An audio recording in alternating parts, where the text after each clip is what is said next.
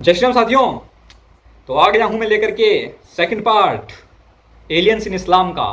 तो इंजीनियर मोहम्मद अली मिर्ज़ा का ये वीडियो है, अभी आधा हमने देखा है, तो अभी पूरा ही वीडियो देखते हैं, ठीक है, तब इस पर चर्चा करेंगे क्या है। आइए शुरू करते हैं। बाकी यार इनके चैनल को सब्सक्राइब करें, साथ में मेरे चैनल को भी सब्सक्राइब करें यार, ज़रा ज़्यादती कर रहे हैं यार। ऐसे अगर आपको और कॉन्टेंट देखना है मज़ेदार एजुकेशन से भरा हुआ तो फिर ज़रा सब्सक्राइब करो दिल खोल के भाई। कौन कौन कहाँ से वीडियो देख रहा है बताओ, कि कौन कौन पाकिस्तान से देख रहा है, कौन कौन कराची से, कौन कौन लाहौर से है, कौन कौन भारत से है, बताओ ज़रा यार। चलिए शुरू करते हैं। मैं हरम मक्का में बैठा हुआ था तो एक तबलीगी जमात के भाई तकरीबन आधा घंटा मैंने देखा वो यूँ दुआ करते रहे, और आधा घंटा दुआ करना बड़ा कन्विक्शन वाला ईमान वाला बंदा ही कर सकता है। अभी जुम्मे में काफ़ी टाइम था, सलाम फेरा हुआ, इंडिया के थे, तो करते करते तो वो कहने लगे ये भी जो हमारा बांग्लादेश वाला इज्तिमा था ना, इसमें सहाबा कराम समेत नबी इस्लाम तशरीफ लाए थे, लोगों ने देखा है। ये आम है क्या इसको कहते हैं कारगुजारी, क्यों सब आप तो खुद जमात में है ना। ये जमात के वो रुकन है जो बागी नहीं है, बाबी नहीं है, बस मानते हैं कि यार ये कहानी है, करते हैं ये लोग। और सर आपको बताऊं, आप सबस पगड़ी वाली जमात में नहीं रहे, वहाँ पे वो दावत इस्लामी की बहारों के नाम से चलता है, यहाँ कारगुजारी के नाम से चलता है।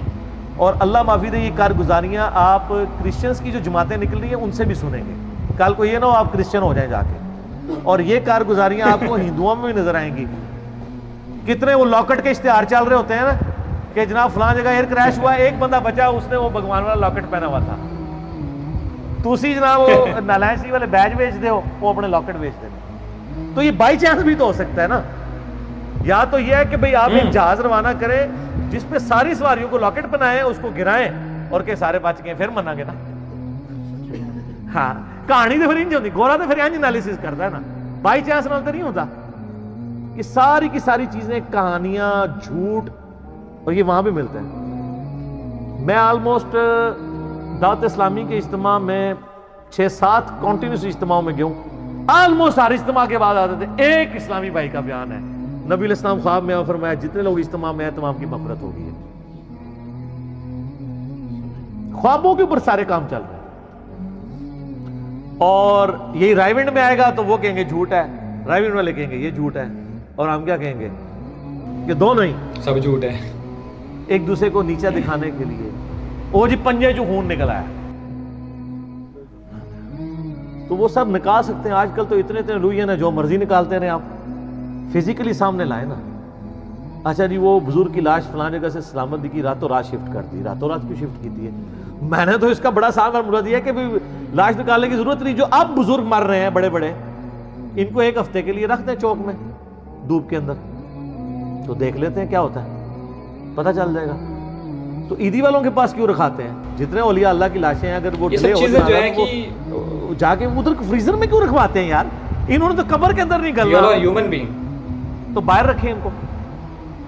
वो किसी किसी का प्रोटोकॉल है जिसको अल्लाह दे। सुपरनैचुरल चीजें यहाँ पे नहीं हो सकती हैं, वो एक अंबिया के लिए तो डेफिनेट है, अंबिया के बाद जिसके लिए अल्लाह चाहे। वरना मैंने इनको कहा कि भाई कई सहाबा कराम हैं जिनको वफात के बाद उनके जिस्म का मुसला हुआ है, तो उनकी लाश की हिफाजत तो नहीं हुई, हुआ है ना। रोमन अंपायर्स की जंगों में कई सहाबा को तेल के कड़ाहों में जिंदा जलाया गया, रोस्ट किया गया उनको, वो तो नहीं बचे। सर दुनिया बकदर एफर्ट है। इससे भी बढ़ के अबू उबैदा इब्न जरा ताउन के मर्ज में मुब्तला होकर शहीद हुए। सर ताउन के मर्ज में इंसान की क्या हालत होती है? जिस्म के ऊपर बॉडी का कुछ नहीं है, बॉडी तो ऐसी है, और फिर ताफुन फैलता है और उसकी तकलीफ वजह से इंसान मर जाता है। इतने बड़े बड़े फोड़े निकलते हैं। और यहाँ वो जुनैद जमशेद साहब जब शहीद हुए एयर क्रैश में, तो कहते हैं देखो जी कैसी मौत मरा है। तो मैं आपसे पूछता हूँ, उनको तो छोड़ दें। अबू उबैदा इब्न जरा ताउन के मर्ज में फौत हुए, और वो शख्स जिसने यरमूक के अंदर रोमन अंपायर को घुटने टेकने पे मजबूर किया, बैतुल मक़दिस जिसके हाथों पे फतह हुआ, और हज़रत उमर उनको आखिरी वक्त तक खात लिखते थे कि तुम वापस मदीने आओ, मैं अपने बाद तुम्हें खलीफा बनाना चाहता हूँ, लेकिन वो 18 हिजरी में शहीद हो गए। और जिसके बारे में बुखारी मुस्लिम में हदीस है, हर उम्मत का कोई ना कोई अमीन है, और मेरी उम्मत का अमीन अबू उबैदा इब्न जरा है। जिसके बारे में मुस्लिम शरीफ में हदीस है, अम्मा आयशा कहती हैं कि मेरा ख्याल है कि नबी इस्लाम अगर अपना खलीफा किसी को बनाते तो अबू बकर को बनाते, और अबू बकर के बाद किसी को बनाते तो उमर को बनाते, और उमर के बाद किसी को बनाते तो अबू उबैदा को बनाते। ये मुस्लिम शरीफ में है। और उस अबू उबैदा की मौत किस तरह हो रही है? आप लोग होते तो कहते कि जी वो जनाब नफल पढ़ रहे थे, सजदे में गए और वहीं पे वसाल फरमा गए। आज किसी बंदे की इस तरह की मौत हो जाए, दूसरे फिरके वाले कहते हैं देखो कुत्ते की मौत मरा है, यही कहते हैं ना। सर कोई डिसीजन नहीं कर सकता कि इसका दुनिया से एग्जिट क्या है। कोई शेर के पिंजरे में मरेगा, कोई एयर क्रैश में मरेगा, कोई समुद्र में डूब के मरेगा, कोई मैदान जंग में मरेगा। आखिरत फैसला करेगी कि उसके एग्जिट का अंजाम क्या हुआ है। वरना तो ताउन के मर्ज में कितनी तकलीफ से इंसान मरता है, आप सोच सकते हैं कितने लोग शहीद हुए इस तरीके से। तो हम शहीद बोल रहे होते हैं, लेकिन अगर आप वो जो मर्ज था अब तो दुनिया से ऑलमोस्ट खत्म हो चुका है। तो लेकिन वो जिस तरह मौत होती थी, जो फोड़े निकलते थे और जो तकलीफ आती थी, वो कोई सोच भी नहीं सकता। तो ये लोगों ने अपने अपने क्राइटेरिया बनाए हैं। ठीक हो गया जी, ठीक हो गया जी। अल्लाह ताला से दुआ है जो हक बात मैंने कही, अल्लाह ताला हमारे दिलों में रासिक फरमाए। अगर जज्बात में मेरे मुंह से कोई गलत बात निकल गई, अल्लाह ताला हमारे दिलों से ही महव कर दे। हमें किताब और सुन्नत की तालीमात पर अमल करके दूसरे भाइयों तक पहुंचाने की तौफीक अता फरमाए। सुब्हानक अल्लाहुम्मा व बिहम्दिक अशहदु अल्ला इलाहा इल्ला अंता अस्तगफिरुका व अतूबु इलैक।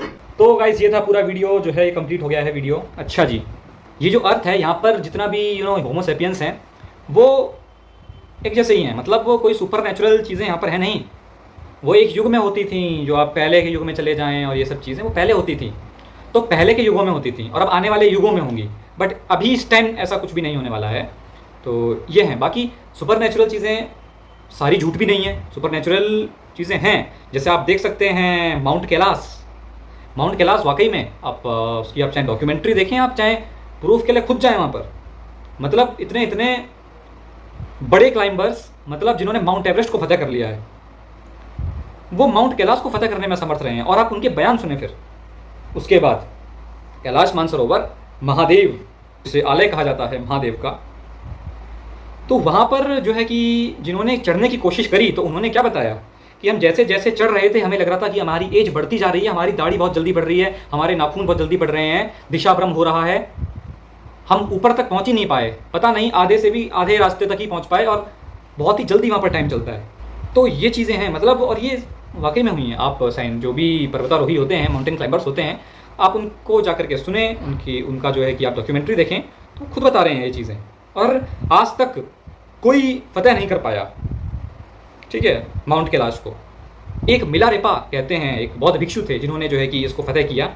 तो वही बात है जो मैं कहता हूँ कि जब आप ईश्वर के साथ एक हो जाते हैं, जब आपका मैं, आपका अहम, आपका अहंकार खत्म हो जाता है और अब बूंद सागर में गिर जाती है, स्वयं आप परमात्मा हो जाते हैं, तो फिर आप एक खाली मन से वहाँ पर जा पाते हैं, ठीक है। और ये सही बात है, जब तक आपके मन में कुछ भी इस दुनिया का है तब तक आप वहाँ पे जा ही नहीं पाएंगे। जब तक आपका थॉटलेस नहीं हो जाते, आप माइंड से बिल्कुल जीरो नहीं हो जाते, तब तक उस इनफाइनाइट की यात्रा नहीं हो पाएगी। क्योंकि we know that anything upon zero equal to infinite. तो आपको पहले जीरो होना होगा, जीरो माइंड से जीरो होना होगा। ये पाने के लिए कुछ नहीं बचा, खोने के लिए कुछ नहीं बचा, ठीक है, मैं कुछ नहीं हूँ और मैं ही सब कुछ हूँ। इस फॉर्मेट में जब आप आ जाएंगे तो फिर ये चीज़ें, स्पिरिचुअलिटी का कमाल आपको देखने को मिलता है। अश्वत्थामा की आप बात करें तो अश्वत्थामा, जिसे कि द्वापर युग में भगवान ने श्राप दिया था कि वो अनंत काल तक जीवित रहेगा, ठीक है, वह मृत्यु मांगेगा किंतु उसे मृत्यु नहीं मिलेगी, वह पीड़ा में जीता रहेगा। उस टाइम तो आप जानते ही हैं कि 8-8, 9-9, 10-10 फुट के लोग होते थे, बहुत बड़ा एक बिल्डिंग जितने बड़े बड़े तो लोग होते थे, 3-3 मंजिला। तो आज भी वो चिरंजीवी हैं, वह चिरंजीवी हैं, तो वो आज भी उपस्थित हैं। बट मैंने फिर वही जो पिछली वीडियो में बात कही थी कि वो एक ऐसी डायमेंशन में है कि उनसे हम कॉन्टैक्ट हमारा बड़ा मुश्किल है, ठीक है। अब जो स्पिरिचुअली एक्टिव हो, उसको कुछ एक्सपीरियंस हो, तो वो एक डिफरेंट मैटर है। बट हम आप जैसे आम लोग ऐसी हाई डायमेंशन को एक्सपीरियंस नहीं कर सकते हैं, ठीक है। बाकी ये बात सच है। आप निधिवन में जाएं, निधिवन में जा कर के देखें, खुद जाएं, आप किसी पे बिलीव ना करें, आप खुद जा कर के देखें कि वहाँ पर भगवान स्वयं आते हैं। मतलब मंदिर में ताला पड़ जाता है, बाकायदा मंदिर बंद हो जाता है, और जो जो सब सामान रखा गया है मंदिर में वो सब उल्टा सीधा मिलता है अगले दिन सुबह, ठीक है। तो क्योंकि हम जो हैं सनातन धर्मी, तो हम तो भगवान को अपना मानते हैं। मतलब हम भगवान को अलग नहीं मानते हैं, ये हमारा कॉन्सेप्ट है। हम भगवान को खुद से अलग नहीं मानते, ठीक है। भगवान हमारे पिता हो सकते हैं, हम पिता के रूप में देखें तो भगवान हमारे पिता हैं, हम सखा के रूप में देखें तो भगवान हमारे सखा हैं, ठीक है। हम पुत्र के रूप में देखें तो भगवान हमारे पुत्र हैं, हम जिस रूप में देखें तो भगवान उस रूप में हैं हमारे लिए, ठीक है। तो भगवान उस रूप में हमारे लिए हैं। मतलब हम ब्रह्मास्मि का कॉन्सेप्ट है, तो हम खुद को उन्हीं का अंश मानते हैं। मतलब हम उन्हीं के अंश हैं। जैसे कि एक सूरज है, उसकी किरणें, तो हम किरणें हैं, वो परमात्मा सूरज है। ये एग्जाम्पल है। तो परमात्मा कोई सूरज नहीं है, परमात्मा तो करोड़ों लाखों इन्फाइनाइट सूरजों को ग्रहण करने वाला है, ठीक है। तो ये है। और आप देखेंगे निधि वन में 108 का कमाल, 108 वृक्ष हैं वहाँ पर, 108 8 1 9 एडिशनल अगर आप करें तो 9 की बड़ी महिमा है, ठीक है। 9 का जो एक 9 की बहुत महिमा है। आप देखेंगे नवग्रह 9 ग्रह, ठीक है। 9 गिनती, 9 तक गिनती होती है, उसके बाद फिर 1 से रिपीटिशन हो जाता है, 0 0 0 लगाते रहो, आगे रिपीटिशन हो जाता है, 0 1 2 3 4 लगाते रहो। तो 1 से 9 तक गिनती होती है, 1 से 9 तक नवग्रह, मंगल, बुध, बृहस्पति, ये जितने भी ग्रह हैं हमारी गैलेक्सी के, तो ये हमारे मंत्रास में आपको मिलेंगे, मंगलम ये सब करके, मतलब काफ़ी जो श्लोकास हैं उसमें आपको ये मिलेंगे, और एक लाइन में ही मिलेंगे सारे, ठीक है। पहला ग्रह, दूसरा ग्रह, तीसरा ग्रह, सारे एक लाइन में आपको मिल जाएंगे। तो ये चीज़ें हैं। और बाकी ये होता है, भगवान खेलते हैं स्वयं, उनको खेलने की कोई आवश्यकता नहीं है, पर फिर भी वो लीला करते हैं, ठीक है। भगवान कहते हैं कि देखो मैं तो भगवान हूँ, मैं तो परमात्मा हूँ, मुझे कुछ करने की आवश्यकता नहीं है। इस पूरे पृथ्वी लोक में, इस पूरे यूनिवर्स में, करोड़ों मल्टीवर्स में ऐसा कुछ नहीं है जिसे मैं पाना चाहूँ और पा ना सकूँ, ठीक है। मेरे पास सब कुछ है, लेकिन फिर भी देखो मैं तुम्हारे सामने आकर यहाँ पर कर्म कर रहा हूँ, नाटक कर रहा हूँ, लीला कर रहा हूँ। तो ये है। तो भगवान भी कर्म कर रहे हैं, भगवान राम भी रोए हैं, भगवान राम भी लक्ष्मण शक्ति लगने पर रोए हैं, क्योंकि ये सब नाटक चल रहा था। वो तो भगवान है, रावण को तो एक चुटकी भी बजाने की जरूरत नहीं है। रावण मतलब भगवान के आगे क्या टिकेगा कोई, बट वो एक पूरा का पूरा उन्होंने नाटक क्रिएट करना था। मतलब समझ रहे हैं ना, लीला भगवान खुद से ही खेल रहा है। कोई कर्तव्य, वो कोई जिसे कहते हैं कोई पर्टिकुलर रीज़न नहीं है इस दुनिया को बनाने का। भगवान को दुनिया बनाने की क्या आवश्यकता पड़ गई भाई, भगवान को दुनिया बनाने की कोई आवश्यकता थोड़ी पड़ी है ना, भगवान को कोई आवश्यकता नहीं है। तो भगवान के लिए कुछ भी असंभव नहीं है, कोई कारण नहीं है, बट अकारण ही सब हो रहा है, ठीक है। तो ये कारणों से जोड़ दिया जाता है कर्मा से, बट एक ओवरऑल आप देखें तो कोई ऐसा खास कारण नहीं है, ये लीला है। बाकी दुख दर्द जो है वो तो लगे रहते हैं, वो तो लीला का पार्ट है, कोई दिक्कत वाली बात नहीं है। उसको आप इस तरीके से लें कि एक मूवी में एक्टर को रोना है तो वो बाहर से रोना दिखाएगा, अंदर से वो शांत होगा। बट अमूमन तौर पर हम देखते हैं कि जब कोई आदमी रोता है या गुस्सा करता है तो वो वाकई में करने लगता है पागलों की तरह। तो उसको ये चीज़ देखनी चाहिए कि मैं वास्तविकता में स्वयं परमात्मा ही हूँ, उनका ही अंश हूँ, मैं खुद भगवान हूँ, मुझे रोने की आवश्यकता नहीं है, पर फिर भी मुझे रोना है। क्यों? क्योंकि मुझे दिखाना है कि रोना है, जैसे भगवान राम ने दिखाया, ठीक है। भगवान राम लक्ष्मण शक्ति लगने पर रोए, उन्हें रोने की कोई आवश्यकता नहीं है, वो तो भगवान है, ना ही वहाँ पर कोई लक्ष्मण है, ना ही वहाँ पर किसी को शक्ति लगी है, बट एक लीला चल रही है कि ऐसा ऐसा हुआ है। तो जहाँ पर रोना है वहाँ पर हंस देंगे तो फिर आप एक अच्छे एक्टर नहीं कहलाएंगे। तो इसलिए हम राम कथा को रामलीला कहते हैं, क्योंकि वो सब लीला है।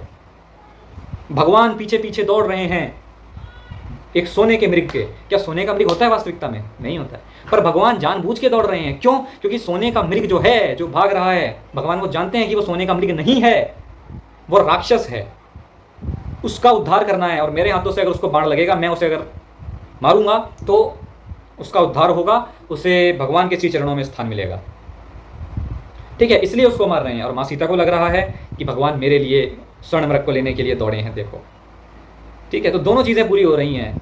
माता सीता को जो लगा, हालांकि माता सीता ने भी ये कहा, एक तरह से अंदर से वो भी लीला कर रही थी, मतलब कुल मिलाकर के सब लीला चल रहा था। तो ये सब चीज़ें हो रही हैं, बहुत बहुत छोटी छोटी बेसिक चीज़ें होती हैं जो आप लगेगा अरे भगवान ऐसे कर रहे हैं, तो भगवान बड़े प्यारे हैं, बड़े भोले हैं, तो लीला करते हैं बस। तो ये है, बाकी बहुत कुछ है ऐसा, ठीक है। तो स्पिरिचुअलिटी है। आप बताएं अपने इंसिडेंट्स आपके साथ कुछ हुए हैं तो, है ना। फिर मिलते हैं अपन नेक्स्ट वीडियो में। मेरे चैनल को सब्सक्राइब करें, बेल आइकन प्रेस करें।